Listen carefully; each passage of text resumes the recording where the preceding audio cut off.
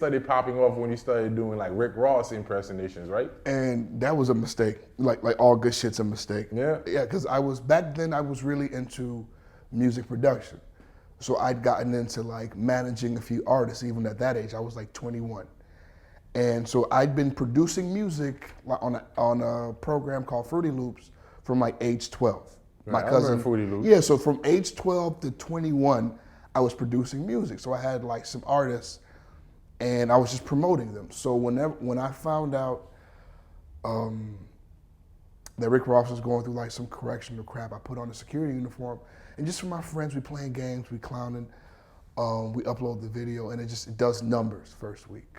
So now I have this thing, right? And I wasn't really like, I never planned to be the guy in the front, but now I have this thing. Right. So like I'm doing this thing, but every time people ask you, okay, so like I see the videos, what do you do? I'm like, oh, I just do this thing. You understand? And it wasn't until I did like a homecoming show at FAMU. They booked me to do FAMU? Oh boy. Oh shit! No, I went to Florida State.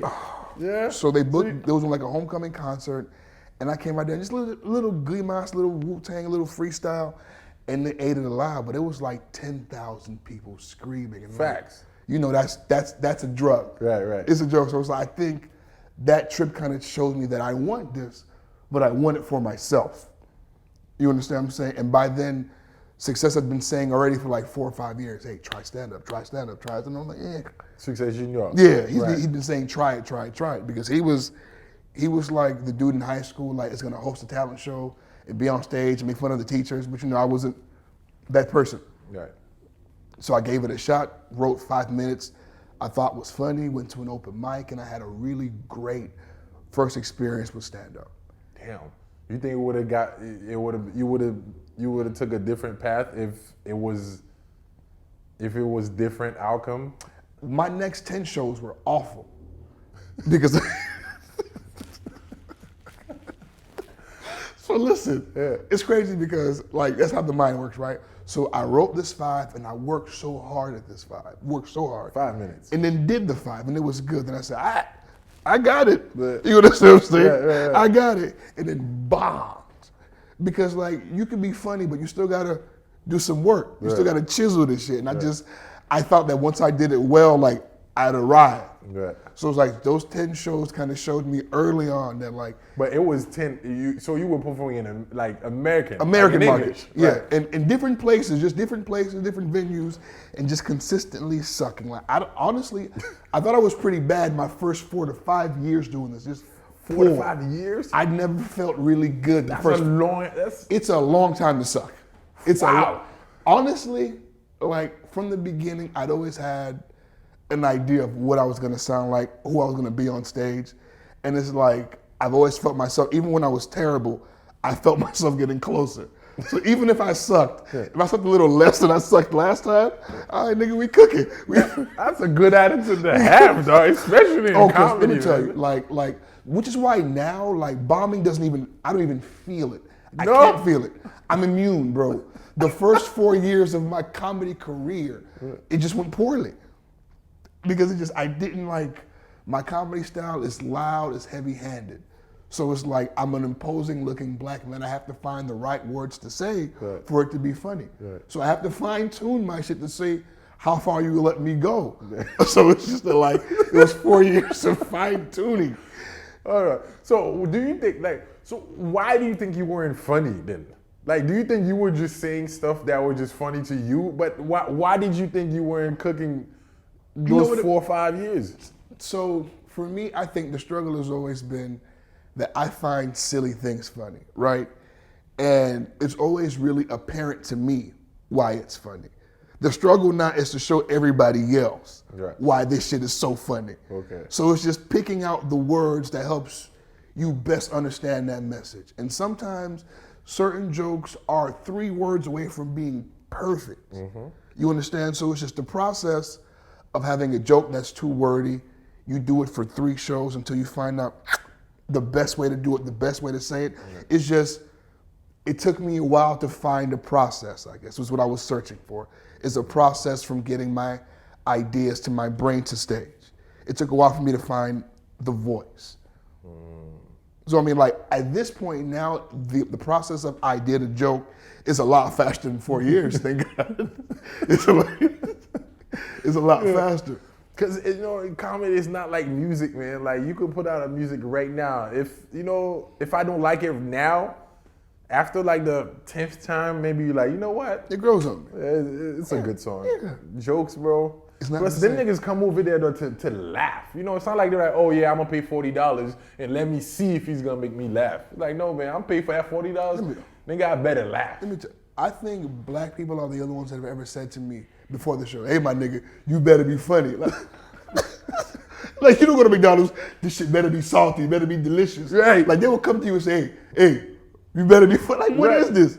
Hey, like, I heard DL say one time that because black people don't have an excess of disposable income, that they expect more when they pay you. Right. So it's like if these shows $35, $40, which is still something today. Like you spend $40, right. You want your money's worth. So it's like they expect you to come correct. Yeah, man. It's not asking for too much.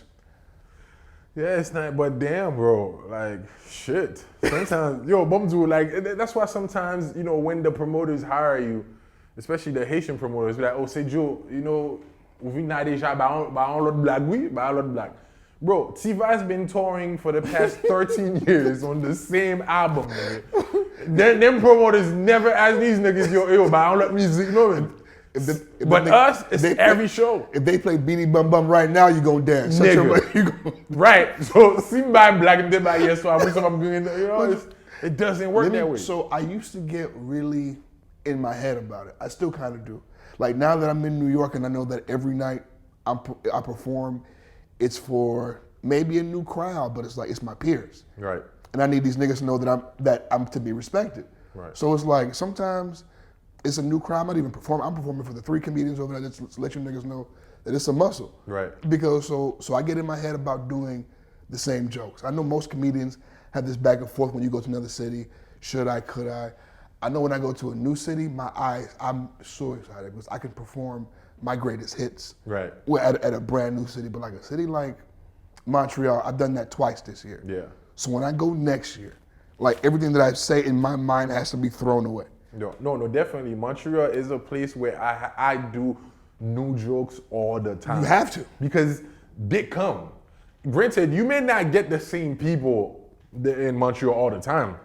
However, though, Montreal is a comedy city. Like, they understand comedy, they love to laugh, and I have to do new jokes every time I go to Montreal. We did an encore show there, and when I asked who had been here before, it was only 20% of my crowd, which I thought it was gonna be half. Right. So it was a new group of people. Facts. I could have done the same jokes, right. But I freaked myself into thinking, nah, bro, you gotta come new, you gotta come but correct. It's good though. I mean, at least you're flexing that muscle, Like, at least that joke work in Montreal, then you got another 15, you got another 20 to come do here. You gotta come back and be completely, well, not completely different, because that's the thing. Like, there are some comedians that I see that I definitely want to hear that joke again from you, bro. Like, there are some jokes that I can probably watch you don't have a joke that you can watch every time and still laugh at? No, definitely. Like, there's the Eddie Murphy one that I got pussy for him out of my pocket.